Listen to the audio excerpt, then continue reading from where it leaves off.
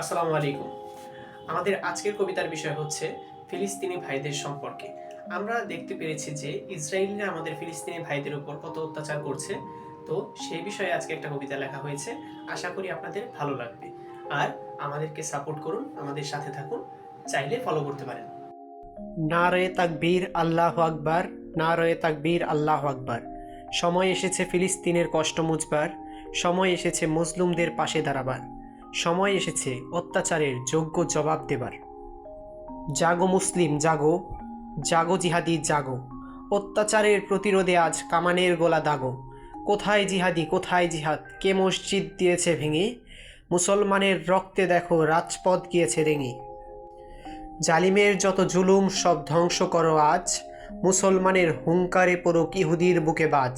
ওরা কি জানে না মুসলমানের আদিপুরুষ কারা, অর্ধবিশ্ব শাসিত হয়েছে একা ওমরের দ্বারা। ওরা কি জানে না খালিদ বিন ওয়ালিদের তরবারি, শত সহস্র কাফেরের বিরুদ্ধে একাই পড়েছে ভারী। কেন হত্যা, কেন বোমাবাজি, কেন রক্তপাত, এখনও কি মুসলিমের মনের দুয়ারে করেনি করাঘাত। ওহে মুসলিম জাগো, জুলুমকারী ইসরায়েলের বিরুদ্ধে এক হয়ে কাজে লাগো। যেন সকলে মিলে এক হলে সফলতা আসবে একদিন, স্বাধীন হবে মুক্ত হবে শান্তি পাবে ফিলিস্তিন।